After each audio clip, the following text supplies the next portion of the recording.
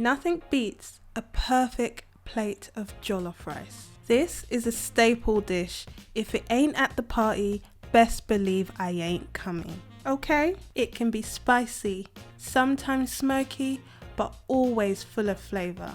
I'm going to show you the perfect way to make this. Hi everyone, welcome back. If you're new here, my name is Shola J, and today we are making jollof rice two ways. Now, hit the comments below to let me know if you are team Basmati or you're team long grain. No judgment zone over here, but be sure to like this video. Make sure you are part of the gang by subscribing. Let's get cooking. Pour a tin of plum tomato into the blender, 1 red pepper and as many Scotch bonnets as you want. Add an onion and let that blend.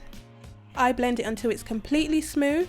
Pour the jollof sauce into the oil infused with onions and garlic. Mix this all together.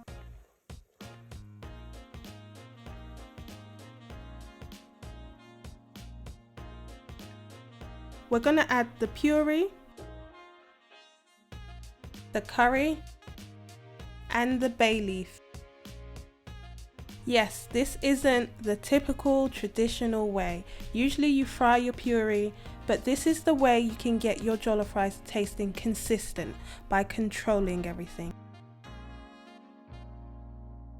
This is the brand that we use in Afrisian. It doesn't have a strong basmati flavour, if you know what I mean. Pour 4 cups of rice into a bowl and wash the rice thoroughly. Wash it well. I'm adding the seasoning in 10 minutes before adding the rice. Now that most of the starch is out, just pour this into the pot and give this a good stir. While you're stirring, you should notice that you can kind of see the rice showing through the sauce. So you just need to put a decent amount of water, just enough so you can't see the rice while you're stirring. Exact amount is down below in the description box.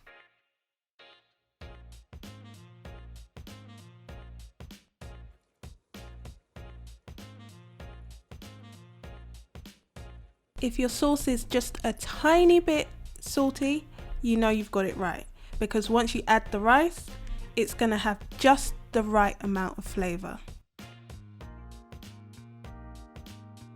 For the first 10 minutes, cook it on a high heat and then drop the heat down completely. You'll notice that the sauce has reduced by now. If you've left the heat on high for a bit too long, just add a little bit of water, gently stir, and begin to lift the bits of rice that have started sticking to the bottom of the pot.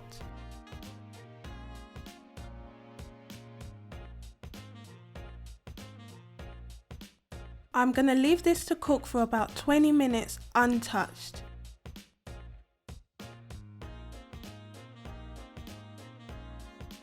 Now that it's been cooking for a total of 30 minutes, I'm just going to check that the rice is soft enough. If your rice still has sauce over it, you need to turn up the heat and let it dry up. Mine is fine, so I'm going to give it a light stir and leave it for about 10 minutes and it's going to be perfect. Now it's time to plate up. Look at that, perfectly cooked jollof rice. Fluffy, beautifully red, rich in colour, rich in flavour, nice and fluffy, soft, because we don't eat no hard rice over here. I'm serving mine with some salt and pepper wings that I also have a recipe for. Served with a good bit of coleslaw. I love jollof rice. It tastes so yummy. This one is a little bit spicy. I don't know about you, but I am team basmati. It just tastes so yummy. Look at those grains. They're individual, they're not sticking, they are just perfect. If you want to make a bigger batch, you can literally just double the ingredients. Now we're going to make the long grain version. I'm using 1 extra plum tomato, the same amount of peppers, same onions, and Scotch bonnet.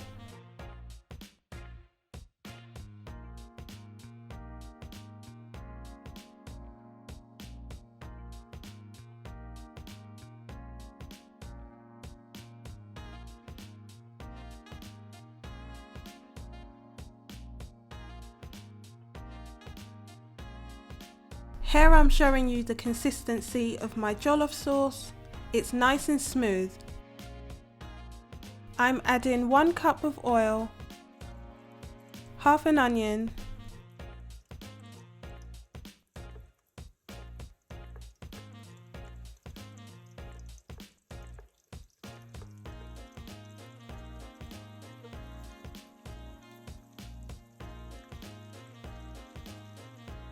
add in about a tablespoon of minced garlic,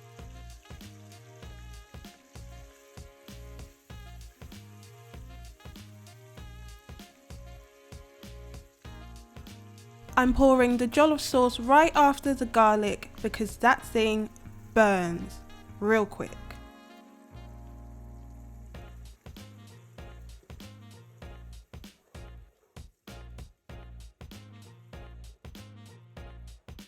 This is the exact same recipe as the Basmati version, so add the curry, the bay leaf and puree all at the same time.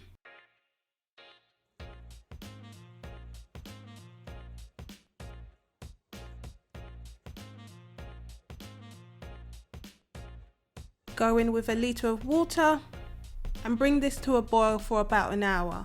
Remember, if you don't cook out that puree, it's gonna have a sour, tangy flavour to your jollof rice. Pour 4 cups of long grain rice into a bowl and rinse this until it runs clear.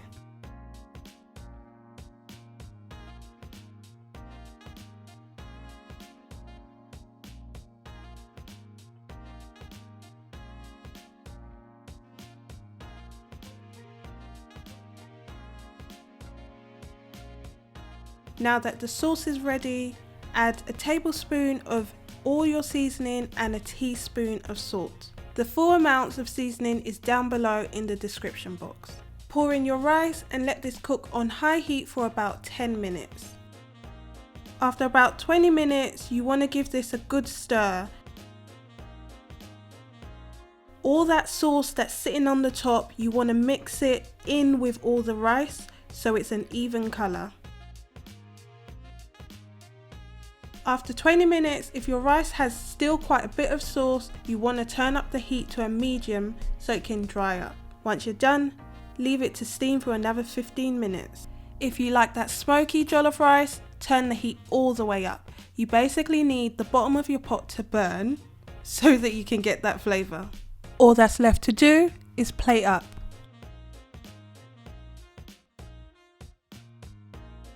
Jollof rice goes with almost anything. Stewed beef, fried chicken, a bit of salad, plantain. Once you've tried this, you'll never want to go back to the old recipe again.